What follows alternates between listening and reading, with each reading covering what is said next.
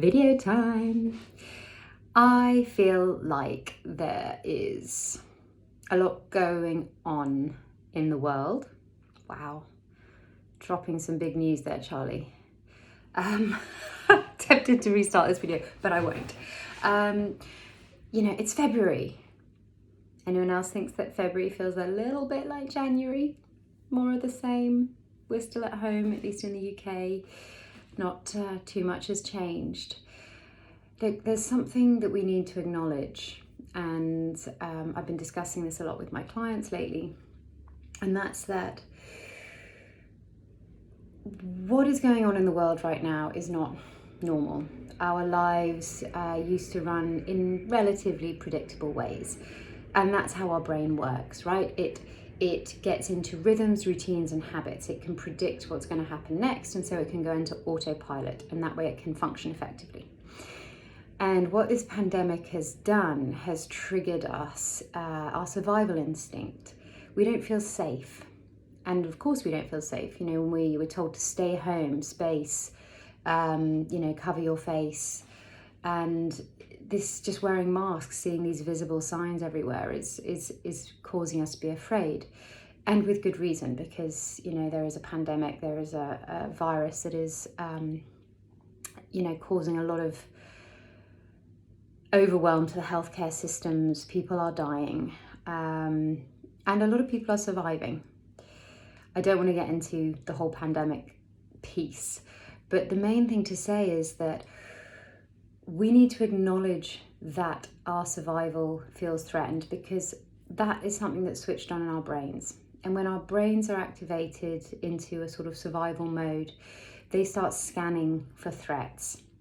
And what you focus on can expand, right? It's the confirmation bias. So you start seeking out evidence to confirm what you are thinking.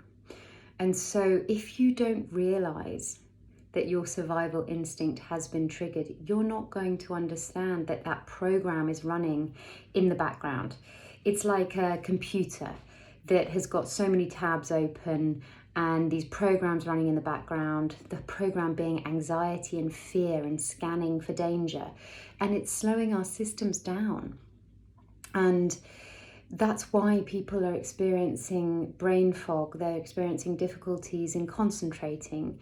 Other things that have happened is that we've lost our space and time markers. Like we would have normally quite fixed routines around the days we take the kids to school, when there's activities, us going into the office, coming home from the office, and all of those things are now gone.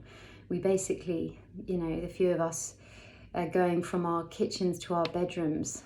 And if we're lucky enough to have a study, we're going to the study. And those are things that helped us delineate the space and time markers are also gone. We're experiencing isolation, loneliness, monotony, right? And, I used to work in oil and gas. These were things that we would see in people working in oil rigs and on mines who would be going away for 12-week shifts. And their health was impacted. They would lose interest, so they'd gain weight.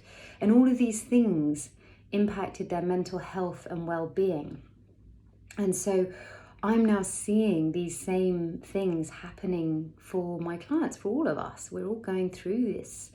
We're experiencing the same symptoms as remote site workers. And so it's really important that you know that these programs are going on in the background. And they might be slowing you down, or they might be triggering you.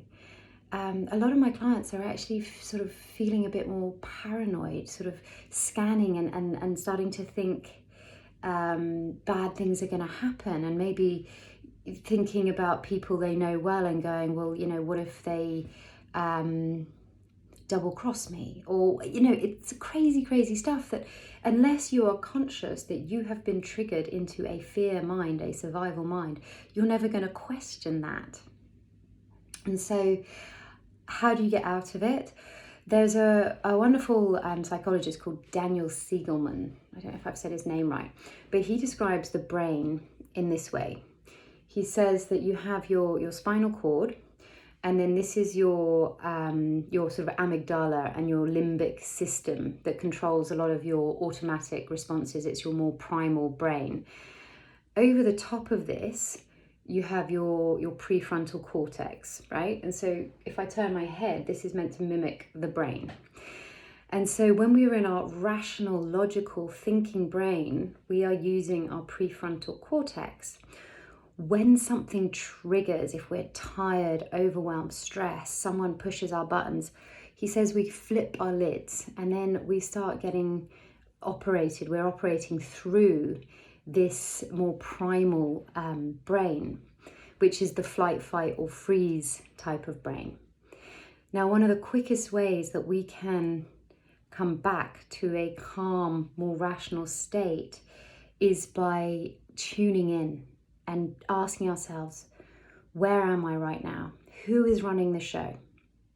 Okay, now strong feelings of anger, shame, unworthiness, heavy negative feelings will tend to be associated with being triggered. When we are more calm, more connected, more centered, we will tend to be in our more rational prefrontal cortex area. So I just wanted to come in and talk about that because we need to bring awareness to it, and we need to start interrupting some of these automatic thoughts that are going to leave us feeling unhappy, and then scanning for more danger and more worrying things to prove that we're right. We need to interrupt those thoughts and go, oh, I've been triggered into my fear brain. Let me just check if that's true and rational. Let me come back to center.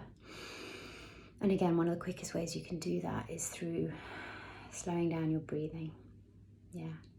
So I hope that's helpful. A bit of a long video, a little bit ranty, but I hope it's helpful.